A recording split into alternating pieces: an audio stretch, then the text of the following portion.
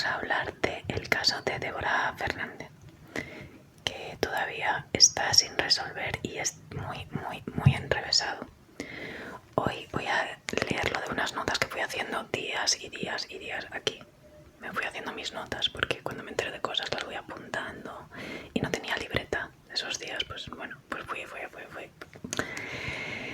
¿Qué digo yo? Que si algún día me para la policía o me veo involucrada en algo, van a pensar que estoy majara, porque sí, a veces llevo libretas llenas de casos criminales, claro, con mi letra, pero es porque me apunto cosas para luego explicarlas en el canal y leerlas.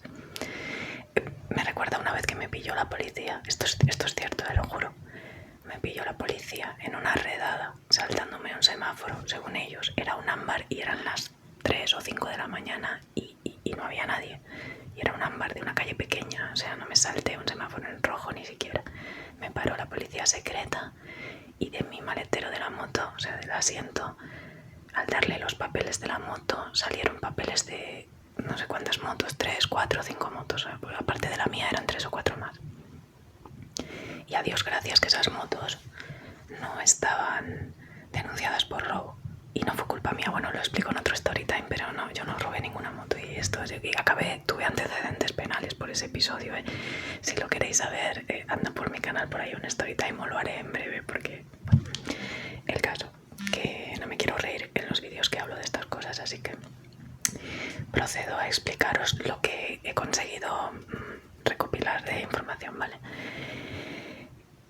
Que todo esto ha sido público y está en diferentes medios, prensa, libros y demás.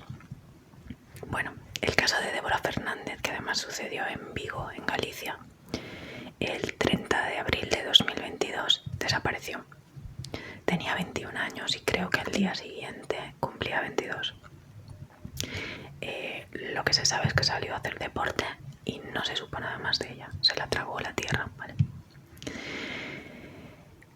Bueno, como os dije antes, sigue sin resolverse, pero claro, la familia no para, por suerte, y consigue que se haya reabierto muchas veces, ¿no? Y hace relativamente poco consiguió aportar nuevas pruebas, que ya llegaremos. Ese día, el 30 de abril de 2002, ella sale de su casa sobre las 7:30 y se iba por la playa de Samil, que hay como un paseo para andar, correr. Bueno, siempre solía ir con su prima, pero ese día se fue sola. De hecho, la llamó su prima por la tarde y ella pues se hizo como la dormida, le dijo a su madre que no se podía poner y luego no le devolvió la llamada. Decidió irse sola. Se vistió y se fue. Las amigas de Débora declararon que eso es rarísimo, porque es que Débora era muy miedosa, nunca se iba sola por ahí. Total, que piensan que ha tenido que pensar en quedar con alguien. O sea, todo el mundo piensa que como es ella, si ha decidido ir sola y no con la prima, será porque ha quedado con alguien. Un vecino, de hecho, la vio cerca de su casa hablando con un chico de un coche, nunca jamás identificado. Pero siguió caminando porque alguien la vio más adelante. La prima, Nuria, precisamente, que salió a buscarla cuando se enteró de que no estaba en casa, pues Nuria salió y se la encontró y se queda sorprendida porque no lleva la ropa de deporte que lleva siempre, y también estaba sorprendida porque había ignorado su llamada y salió sola. Y que esa noche tenían una cena planeada y le dice: te vienes, salimos, y ella ya le dice que no puede porque está cansada, se va a alquilar a Meli al videoclub, que va a ir a alquilar una película. Recordemos que aún había videoclubs en el 2002. A Meli, concretamente, esa película que yo odio pero que a todo el mundo le encanta. Se va a alquilar a Meli y que se va para su casa. Bueno, pues estuvieron juntas un ratito y cada una se fue para un lado porque vivían a unos kilómetros de separación. Bueno, sobre las 8:30 de la tarde-noche, el vecino de antes vuelve a verla en la curva del Matadero, le llaman así a esa curva, que está casi a 1 kilómetro de la casa de Débora, y que tenía la impresión de que esperaba a alguien porque no estaba avanzando caminando, sino que estaba como dando giros, ¿no? Como cuando esperas a alguien o haces el tiempo. Y ya, a partir de ahí, nadie más la ve. Vale, por por la mañana ven que no volvió y que no está durmiendo en casa de ninguna amiga, pues se activan todas las alarmas porque Débora no era una persona que hacía estas cosas sin avisar, sin un mensaje. Pero bueno, dices, bueno, vamos a llamar a todas las amigas conocidas. Nada, se la tragó la tierra. El padre va a poner una denuncia y le dicen que hay que esperar 48 horas. Mira, estoy de esta cosa hasta la chocha. La familia y amigos la buscan como locos, pero nada. Durante 10 días, porque evidentemente cuando pasaron las 48 horas, pues se hace la denuncia formal, la buscan sin cansarse, haciendo batidas, todo el pueblo, todo. Bueno, pueblo, creo que es la ciudad de Vigo, toda la ciudad. Y nada, y a los 10 días, el 10 de mayo, encuentran un cadáver en la cuneta de una carretera, bastante visible, por cierto, ahí puesto, entre Bayona y La Guardia. Por cierto, se conoce como la carretera de la muerte porque se han encontrado más cuerpos, por lo visto, luego he leído en otro lado. Y esto, donde la encuentran, a la pobrecita, está a unos 50 kilómetros de donde se la vio por última vez. Estaba desnuda completamente y sobre sus partes íntimas las habían cubierto con ramas. Cada una de ellas, o sea, todas las partes íntimas de arriba, las de abajo. Los forenses dicen que esto es de alguien cercano y que le tenía cariño, porque la depositan con cuidado, la ponen así como, bueno, no quiero reproducirlo exactamente, pero la ponen como en pose, con mimo, con cuidado, y le tapan sus partes íntimas. La han puesto claramente para que se vea, porque no ha estado ahí todo el tiempo. Los peritos lo confirman, de hecho, ya no porque hicieran batidas y búsquedas que también, y nadie vio nada. Es que además los peritos confirman después que, aparte que el cuerpo tendría que estar en un muy más avanzado de descomposición, entonces confirman que ha estado en otro sitio muy frío, como puede ser pues como una cuevita, un sitio de almacenaje frío, húmedo, o un congelador, nevera, cosas así. Entonces piensan que además puede tener algún tipo de conocimiento policial o pericial o haberse informado, porque muy probablemente la trasladaron. Bueno, llegan a pensar que muy probablemente la han podido trasladar dos personas porque no tenía arrastradas ni roces, y claro, el cuerpo pesa. Pero eso no lo saben con seguridad. Al lado de ella, en esa escena, se encuentran un condón usado, un preservativo usado y pañuelos. Pero es una escena de crimen simulada, de manual. Ningún violador asesino va a dejar ahí su condón al ladito con pañuelos llenos de semen, porque había semen, por cierto. Además de eso, ella tenía semen en su interior de sus partes, introducido, ojo, confirman los peritos, después de muerta, porque el semen tenía una vida de 2 o 3 días, estaba vivo aún, y ella llevaba muerta 10. Esto recuerda al caso Angie, que aquella mujer mató a su amiga y le introdujo semen que había conseguido en un prostíbulo de boys, ¿sabéis? O sea, en un sitio de boys, y les pidió que se hicieran unas manualidades para darle semen y les pagó, y luego le introdujo eso a la amiga en el... Bueno, perdón, no me quiero ir por las ramas, pero que hay gente tan capaz de hacer esto, porque ya lo hemos visto otra vez. Es que supera la ficción la realidad, sí. Bueno, pues después de muerta le inyectaron esto ahí dentro. Bueno, también se dieron cuenta de que el cadáver seguramente estuvo en un congelador, que eso es lo que estaba diciendo, o en un lugar muy fresco y oscuro. También se sabe que murió vestida como con ropa interior, porque tenía como marcas de sujetador de ropa interior, y que la desnudaron después. Se manejaban dos hipótesis en principio: o la muerte súbita o asfixia con objeto blando, como puede ser, no sé, un cojín, una almohada. Luego se hizo otra autopsia, gracias a Dios, años después, porque barajar estas dos posibilidades, muerte súbita, ¿y qué hace ahí? ¿Y por qué desapareció 10 días? ¿Y por qué simulan la escena de un crimen y una violación? ¿Y por qué? ¿Y por qué? ¿Y por qué? Pero vale. Gracias a Dios, años después se hace otra autopsia y se descarta la muerte súbita, evidentemente. Además, ¿qué sentido tiene eso? Hay que esconderla y todo. Si te muere alguien de muerte súbita, yo lo primero que hago es llamar a la ambulancia, al 112, que me traigan a alguien, yo qué sé. Bueno, investigan su vida. En 2001 salía, o sea, el año anterior, empezó a salir con Pablo, un chico más mayor que ella. Era estudiante de diseño gráfico y tenía muchas amigas, ella. Les contaba todo, pero hacía unos meses atrás que se había vuelto triste, hermética sobre su relación. No lo típico que cuando tienes una relación, sobre todo las chicas a veces hacemos un poco esto, o algunas lo hacen, yo no, pero antes igual sí que lo hacía, no sé. Cuando te va mal no quieres contarlo, como que te metes dentro porque sabes que tus amigas te van a dar pal pelo, tus amigas te van a decir déjase a ese personaje y cosas así, ¿no? Para que por si luego se pone bien, que no te critiquen o yo no sé. Mucha gente lo hace. Ellas sospechaban que algo pasaba con su relación porque no lo quería contar y que no iba bien y antes siempre hablaba de él y todo maravilloso. Total que en septiembre acabaron rompiendo. Se fue a visitar a una amiga a Suecia en diciembre y le cuenta, porque ella estaba de Erasmus allí la amiga, y le cuenta que no quiere nombrar a Pablo nunca más y que era un trastornado. Le dijo la palabra trastornado que a la amiga le marcó y se acuerda. Y no le quiso contar nada más. Lo pasaron bien y ella volvió y quedaron en verse en Navidad en Vigo. Que no se acabaron viendo porque... Ah, no, pues sí, en Navidad en Vigo sí que creo que se vieron. Sí, cuando viene en Navidad, claro, sí, esto fue en abril. Cuando viene en Navidad se entera que ha vuelto la amiga y ella cuenta que siempre fue una relación desigual en familia y social y dinero y edad, todo. Ah, vale. Cuando viene la Belén, que es la amiga que está en Suecia, le cuenta que siempre...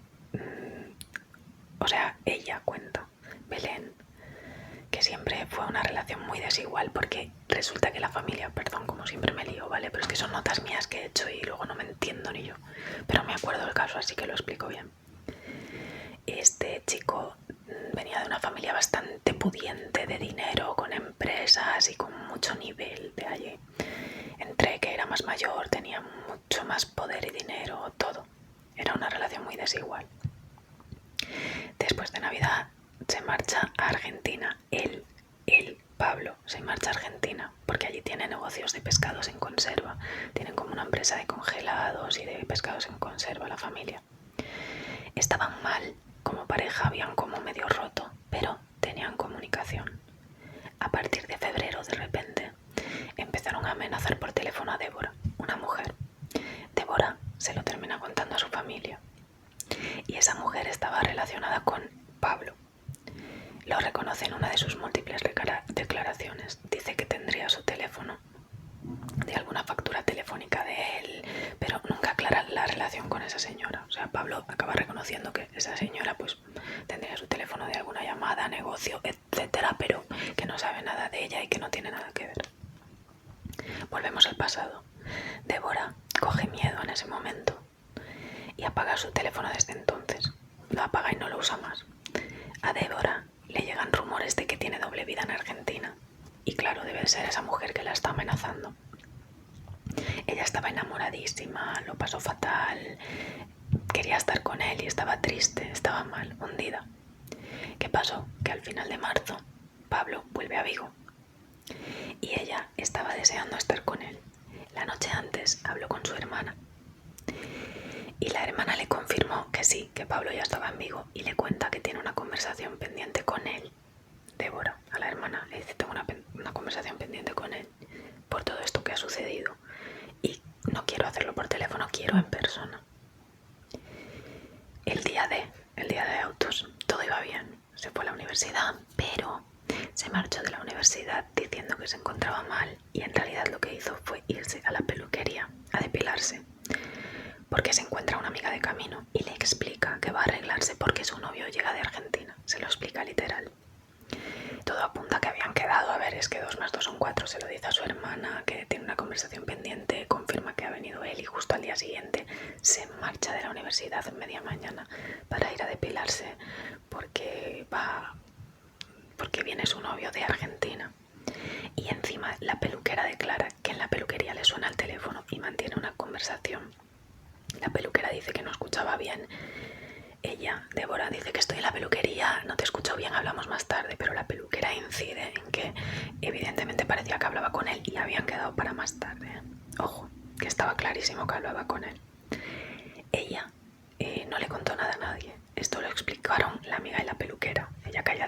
dijo nada más a su familia, a nadie de qué había quedado. Menos mal que la amiga y la peluquera pues sabían eso. Lo ocultaba todo porque su hermano le decía que tenía doble vida y lo dejara. Y ella sentía esta presión y como quería estar con él, pues lo ocultaba. El hermano se había enterado que tenía doble vida y no aprobaba esta relación. Le dijo que era pues de todo. Y estaban enfadados por eso. Y por eso entendemos que no le dijera a nadie que había quedado ese fatídico día. No, después de la peluquería se fue a casa y estuvo en su habitación. Pasó lo de la llamada de la prima y salió a hacer deporte. Tienen claro que subió al coche de alguien que conocía en ese trayecto porque ella era súper desconfiada. Y en 2017 pasa una cosa. La hermana... Bueno, perdón, es que me he ido a 2017, o sea, a todo esto. Perdón. Voy dando saltos porque me voy enterando de cosas y las sumo ahí un poco desordenadas. Esto pasó en 2002, ¿vale? Pero en 2017 pasa una cosa. La hermana y su pareja decidieron pedir una copia del sumario. Ah, ya sé por qué explico esto. Es que el caso se quedó ahí atascado, ¿vale? Se pierde la pista, con perdón, en el 2002. Investigan meses y meses. Nadie tiene pista de nada, por lo visto. Ahora veremos todas las incongruencias policiales, los fallos y todo. Pero ahí estaban en punto muerto y tuvieron que archivar el caso. Por falta de conexión, pistas, de testigos, nada, no había nada más que eso. A este chico, a Pablo, lo llaman a declarar y ni nada más, no queda como investigado ni nada. Él dice que no sabía nada de ella y ya está, que no habían quedado y que estuvo jugando un partido de fútbol. Pues luego vamos a eso, ¿eh? En 2017, o sea, no sé cuántos años después, porque es que se reabrió varias veces, luego volvemos al 2008. Pero en 2017 pasa una cosa, la hermana y la pareja decidieron pedir una copia del sumario que seguía sin resolverse y encuentran errores. Recogida de pruebas, hay pruebas no numeradas, discrepancias, faltan declaraciones e información que pidieron familiares y mil cosas más. Todo está como raro. Se quedan muy de plástico con todos estos fallos y vacíos. Buscaron abogados, remueven todo y encontraron muchas negligencias policiales. Según los abogados tienen que ser algunas intencionadas porque es demasiado. Es uno de los casos llenos de fallos enormes en la investigación. O sea, es que es imposible que hayan tantas casualidades. Recordemos que esta familia tenía dinero. El caso se abrió en 2002. Se archivó enseguida por falta de pistas. En 2008 viene un equipo nuevo y la reabre. Hacen 2 informes pidiendo unas pruebas e intervenciones telefónicas. Atención, deniegan las intervenciones. Lo vuelven a archivar. En 2014 lo reabren para analizar ADN. Pero se quedó el congelado el tema ahí porque no se haya coincidencia con algún ADN registrado. Vale, se vuelve a archivar en 2016. En 2017 pasa esto que os digo, que la hermana de Débora consigue el sumario y empieza todo este último proceso viendo todos los fallos y negligencias. Se ponen a recoger firmas, hacen campañas para que no se cierre el caso y salen en los medios de comunicación contando todo lo mal que estaba en la investigación. Consiguen reabrir el caso en 2019, again, otra vez, y se pide realizar nuevas pruebas. Nadie había revisado ninguna cámara de videovigilancia de ningún comercio ni de ninguna parte. O sea, ¿pero qué investigación es esta? Nadie. Las preguntas que habían hecho en la investigación habían sido ridículas, tipo si era coqueta, si jugaba a la ouija. Pero a ver, no hicieron nada normal, vamos. Atención, el ordenador de ella se lo llevaron para investigar. ¿Y qué pasó? Que estuvo extraviado, se extravió 10 años. Y cuando se recupera, ¿qué le pasó? Había sufrido un borrado masivo mientras estaba incautado. Es que esto habría que abrir una investigación paralela para la policía, macho. Vale, ¿qué cosas? Y para rizar más el rizo, pasó lo mismo con el móvil. O sea, si una casualidad es casualidad, 80 casualidades no pueden ser casualidad, me niego a pensarlo. O sea, el móvil ya no estuvo extraviado 10 años. No, 20. Desde el 2002 hasta el 2022, 20 años extraviado el móvil. De plástico me quedo. Y atención, por supuesto, sin la tarjeta SIM, que obviamente tenía ese móvil, la tarjeta SIM. Qué cosas, ¿no? El ordenador, el PC, se extravía 10 años y aparece con un borrado masivo manipulado posteriormente a la recogida de la policía. El móvil 20 años perdido aparece y sin la tarjeta SIM. Y yo escuché la declaración del encargado del jefe de policía en ese momento de la investigación y decía, es que claro, bueno, es que te trasladaban de comisaría las pruebas y a veces ocurren estas cosas, pero ¿qué es Galicia Style eso? ¿Eso qué es? Galicia Style. Dice que no, decía este hombre, que es que no hay cajas fuertes, va rulando por las comisarías las pruebas. Flipo, alucino. Descubren que retiraron una muestra de ADN de las uñas de Débora, pero que nunca se registró el resultado. Entonces, qué raro. La respuesta, que la consiguen medio año después, es que nunca se recogieron, que era un error de transcripción en el informe. Alucinad. ¿Cómo no le pueden hacer pruebas y muestras de ADN de las uñas? Solicitan la exhumación del cadáver y lo aceptan para recoger muestras por fin. Gracias a Dios tenía uñas aún y pudieron sacar muestras. Sacaron tejido y filamentos y un cabello, pero solo pudieron saber que esta era de hombre porque su estado ya había pasado mucho tiempo y no se puede saber de quién. Y luego un filamento perteneciente a una manta y a un envoltorio como de congelados. Recordad que además Pablo tenía empresas familiares de congelados. La familia abre un Facebook llamado Justicia para Débora y un día, de repente, 20 años después, o sea, es que es alucinante, aparece una dependiente de un videoclub que la había visto ese día, después de que el último testigo la hubiera visto, y les escribe. Dice, oye, me sabe muy mal que le haya pasado esto, yo la vi ese día y me sabe doblemente mal porque la vi. No aparecía en ninguna investigación este testimonio, ni fueron a preguntar sabiendo que la prima había dicho por activa y por pasiva, mi prima fue a alquilar Amelie. Nada, ningún testimonio de esta dependiente de videoclub. No creo que en Vigo haya 900 videoclubs, ¿vale? Bueno, que es Vigo, joder, que no es Manhattan. Bueno, total.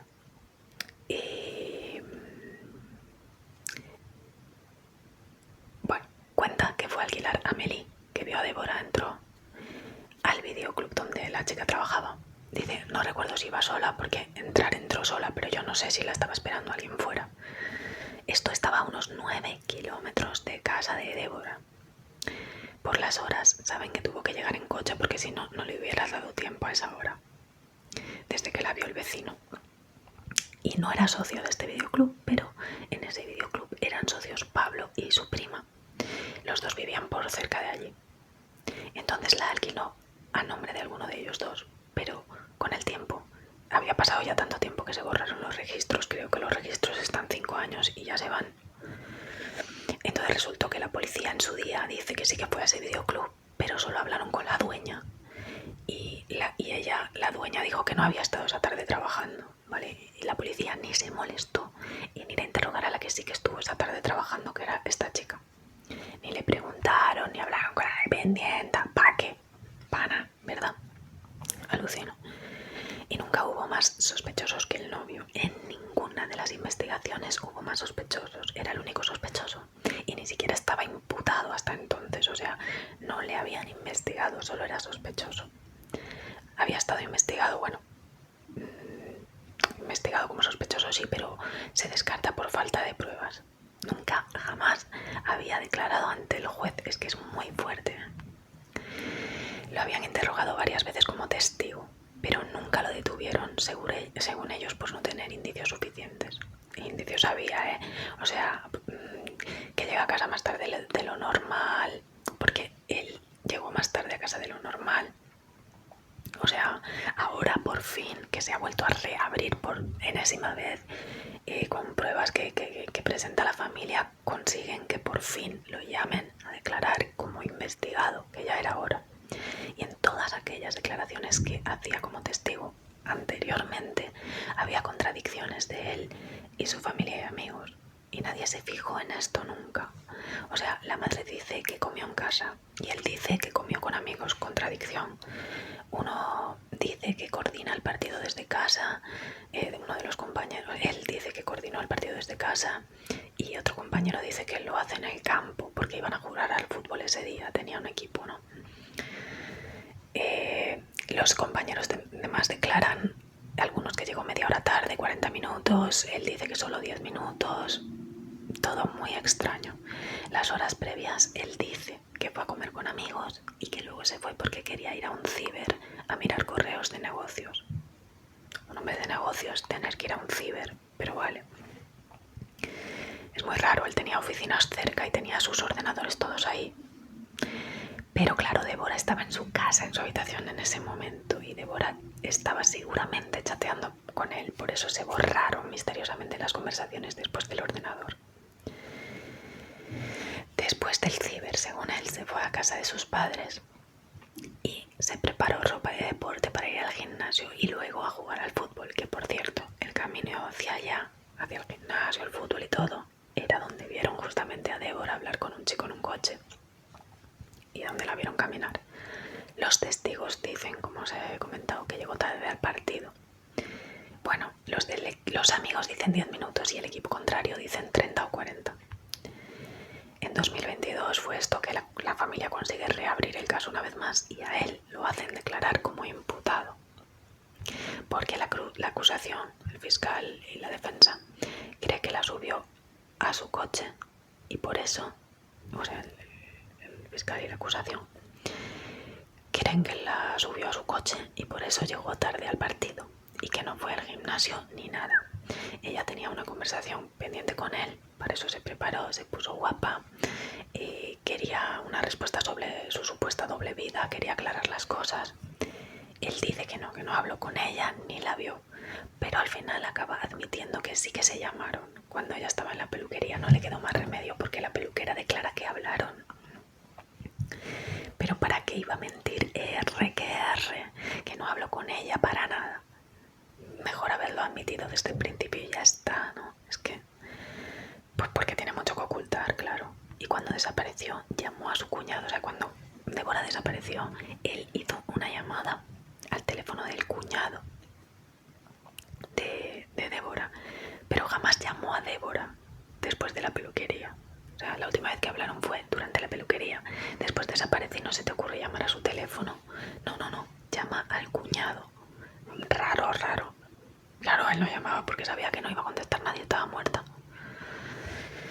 Ay, el 8 de mayo fue a dormir a casa de la hermana de Débora porque no tenía dónde quedarse. Aún no sabía que estaba imputado o que podía ser culpable, claro. O aún, bueno, no sabía, estaban buscándola, claro, el 8 de mayo. La encontraron el 10 de mayo, no se sabía nada. Entonces se quedan charlando y Pablo le cuenta, así de la nada, con su hermana desaparecida, su novia, exnovia. Le cuenta a la hermana de Débora que el fin de semana pasado había tenido una relación con una azafata. Y ella le corta y nunca más le vuelve a invitar, lógicamente. Dice, pero este tío está mal de la cabeza o qué le pasa. Y había estado de visita en casa de Débora muchas veces. Y había estado en su habitación, incluso descansado en la habitación de Débora mientras estaba desaparecida, donde por cierto pudo tener opción a destruir pruebas a destajo y a borrar cosas. Luego en los informes policiales sale que había un encargado de un parking donde él dejaba el coche, que en esos días le llama la atención que el coche huele a podrido. Cuando estaba ahí por ahí haciendo mantenimiento, se acerca al coche y le huele a podrido. Y que él le dice que es que se olvidó langostinos, una caja de langostinos dentro, como él tenía empresas de pescado y marisco congelados, bueno. Y claro, la caja de langostinos se quedó dentro y por eso olía mal. Que una caja de langostinos se te queda dentro un rato y solo huele a salado o a mar. Tienen que estar podridos para oler, ¿me entiendes? Pero aquí viene el caso, que él declara, no, es que se la acabé regalando al propietario de una cafetería y se la regalas podrida. además el señor de la cafetería dijo que a él no le regaló nada. Y claro, 15 años después investigan el coche y encuentran ni un solo pelo, ni ADN de él. O sea, no solo no encontraron nada de ella, evidentemente 15 años después, sino que además no encuentran ni ADN de él, que lo conduce cada día. Eso es porque fue, vamos, súper limpiado concienzudamente y desinfectado a muerte, ¿sabes? Estaba todo bien borradito. Pero vamos a ver, ¿qué es esta investigación? O sea, es que yo voy leyendo y me he quedado ojiplática. Pero ¿qué pasa? Que al final, aunque lo reabrieron y consiguieron investigarlo, o sea, imputarlo, ahora se dice investigar, pero antes se decía imputar, creo. Consiguieron imputarlo, investigarlo. La jueza acaba cerrando el caso porque dice, no puedo ir con todas porque aunque haya muchas cositas que llevan hacia él, mucha gente que declara cosas que si las juntas pueden llevarte a pensar, no tiene ninguna prueba sólida, no apareció ADN de él, se destruyeron las pruebas perfectamente, hubo tantas negligencias que se destruyeron el ordenador, el móvil, hasta el pelo aquel que encontraron en el cuerpo era tanto tiempo después y estaba tan maltratado en la descomposición que no se pudo saber de quién era, aunque era de hombre.